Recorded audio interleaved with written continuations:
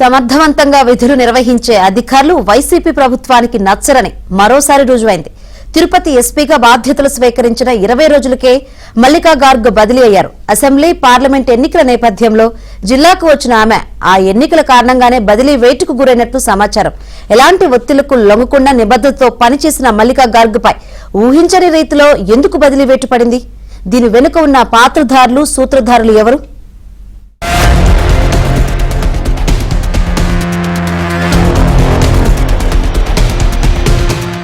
Tirupati parliamentary స్థానానికి ఉప ఎన్నికల తీరు అటు రాష్ట్ర వ్యాప్తంగానే కాక ఇటు దేశవ్యాప్తంగా చర్చనీయాంశమైంది.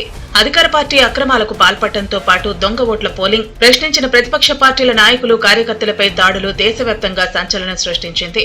ఎన్నికల సమయంలో భారీ ఎత్తున అక్రమాలు జరిగిన అటు పోలీస్ శాఖతో పాటు ఇటు ఎన్నికల అధికారులు పట్టించుకోకపోవడంతో అధికార పార్టీ అక్రమాలు యథేచ్ఛగా సాగిపోయాయి. ఎన్నికలు జరిగిన తీరుపై టీడీపీ, బీజేపీ రాష్ట్ర, కేంద్ర ఎన్నికల సంఘానికి ఫిర్యాదు చేయడంతో విచారణ జరిపిన ఎన్నికల సంఘం అప్పటి ఎన్నికల అధికారి ఐఏఎస్ గిరీషాతో పాటు పలువురు అధికారులు, పోలీసుల్ని సస్పెండ్ చేసింది. దీంతో మరికొద్ది రోజుల్లో సార్వత్రిక ఎన్నికలు జరగనున్న నేపథ్యంలో ఎన్నికలు సజావుగా నిర్వహించేందుకు ఈసీ ఏర్పాట్లు చేస్తుండగా సాధారణ బదిలీల్లో భాగంగా ఒంగోలు నుంచి తిరుపతికి బదిలీపై వచ్చిన మల్లికా గార్గ్ గత నెల 12వ తేదీన ఎస్పీగా బాధ్యతలు చేపట్టారు.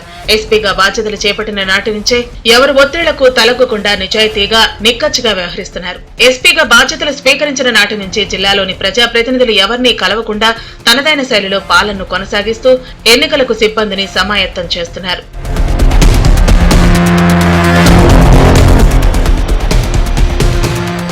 ఎస్పీగా బాధ్యతలు స్వీకరించిన నాటి నుంచే మల్లికా గార్గ్ ఓవైపు ఇంటి దొంగలపై కొరడా ఝుళిపిస్తూ మరోవైపు రాజకీయ నాయకుల ఒత్తిడికి తలగ్గకుండా తన రూటే సపరేటు అంటూ నిరూపిస్తున్నారు. సిబ్బంది ఎవరైనా అక్రమాలకు పాల్పడితే కఠిన చర్యలు తీసుకుంటానంటూ తమ సిబ్బందికి హెచ్చరికలు పంపించారు. జిల్లాలోని ప్రతి స్టేషన్లో నమోదయ్యే కేసులపై పూర్తి సమాచారం స్పెషల్ బ్రాంచ్ పోలీసుల ద్వారా తెప్పించుకుంటూ 3 వారాల్లోనే అక్రమాలకు పాల్పడిన 2 సిబ్బందిని సస్పెండ్ చేశారు. ఓ ఫిర్యాదుదారుడి నుంచి లంచం తీసుకున్నారనే ఆరోపణతో బాఖరాపేట కానిస్టేబుల్ వెంకటరమణ్ను మద్యం తాగి విధులకు హాజరైన పాకాల హెడ్ కానిస్టేబుల్ లక్ష్మీనారాయణను సస్పెండ్ చేశారు. వీరిలో ఒకరిపై వేటు వేయొద్దని ఆ నియోజకవర్గ ప్రజాప్రతినిధి ఒకరు ఎస్పీపై తీవ్ర ఒత్తిడి తెచ్చినప్పటికీ ఖాతరు చేయని గార్గ్ సిబ్బందిపై వేటు వేశారు. అటు తమపై అక్రమ కేసులు బనాయించారంటూ పలువురు టీడీపీ నేతలు ఎస్పీకి ఫిర్యాదు చేశారు. వీటిపై విచారణ జరిపి చర్యలు తీసుకుంటారని ఎస్పీ గార్గ్ వారికి హామీ ఇవ్వటం వైసీపీ నాయకులకు రుచించలేదు. అయినప్పటికీ ఎలాంటి రాజకీయ ఒత్తిళ్లకు తలగ్గకుండా ఎస్పీ గార్గ్ తన విశిష్టతను చాటుకుంటున్నారని స్థానిక ప్రజలు సైతం ఆనందం వ్యక్తం చేస్తున్నారు. మరోవైపు సూళ్లూరుపేట నియోజకవర్గంలో జరుగుతున్న అక్రమ గ్రావెల్ దందాలు అధికార పార్టీ నాయకులు 2 గ్రూపులుగా ఏర్పడి గొడవలు పడి ఒకరిపై ఒకరు ఫిర్యాదులు చేసుకున్నారు. ఈ అంశాన్ని సీరియస్ గా పరిగణించిన ఎస్పీ విచారణ జరిపి బాధ్యులపై కఠిన చర్యలకు ఆదేశించారు. కొందరు అధికార పార్టీ నేతలు ఈ అంశాన్ని లైట్ గా తీసుకోవాలని ఎస్పీకి సూచించినా గార్గ్ వారిని ఖాతరు చేయలేదన్న వార్తలు వినిపిస్తున్నాయి.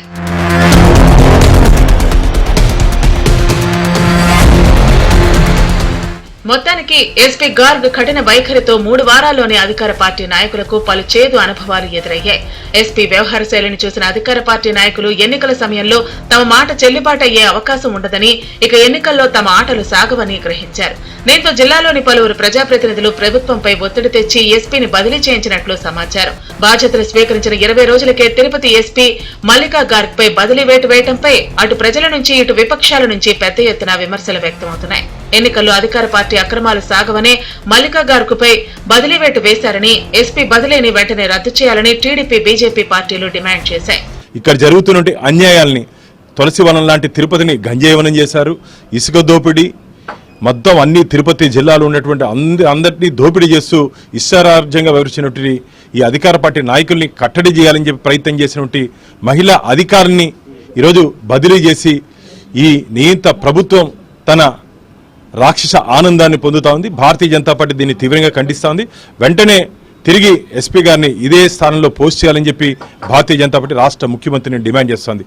అనేక విధాలుగా కూడా అనేక రూపాల్లో అక్రమాలు, అన్యాయాలు జరిగిన తీరుకి ఏదైతే ఎస్పీ గారు వచ్చిన తర్వాత, కొత్త ఎస్పీ గారు వచ్చిన తర్వాత దానిపైన ప్రత్యేక దృష్టి పెట్టి అధికారులందరూ కూడా రాబోయే ఎన్నికల్లో క్రమశిక్షణగా వ్యవహరించాలి అందరూ అనే విధంగా ఆదేశాలు ఇచ్చారని తెలుస్తోంది.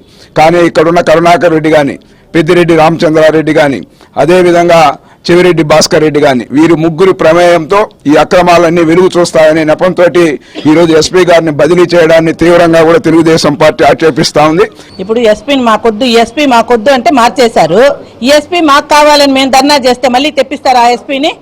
అంటే వీళ్ళ ఇష్టమేనా ఎవరినైనా మార్చేదానికి? ఒక లేడీ ఆమె నిజాయితీగా ఉంటుందంటే ఆమెను ఎత్తేశారు. అంటే మీరు ఎన్ని అరాచకాలు చేయాలనుకుంటున్నారు? నిజాయితీ గల ఆఫీసర్లని రోజుల్లో మార్చేస్తున్నారు. మీకు తొత్తులుగా ఉండే వాళ్ళని సంవత్సరాల తరబడి ఈ నియోజకవర్గంలోనే పెట్టుకొని ఉండారు. అంటే మీరు వాళ్ళని పోలీసుల్ని మీ ఇంట్లో పని మనుషుల్లాగా వాడుకోవడానికి మాత్రమే పనికొస్తారా? ఇది పోలీసు యంత్రాంగం అంతా గుర్తించాలి. మొత్తానికి తిరుపతి ఎస్పీపై బదిలీ వేటు ఇప్పుడు రాజకీయ రంగు పులుముకోవడంతో ప్రస్తుతం గార్గ్ బదిలీ ఆగుతుందా లేదా అన్నది ఇప్పుడు హాట్ టాపిక్ గా మారింది.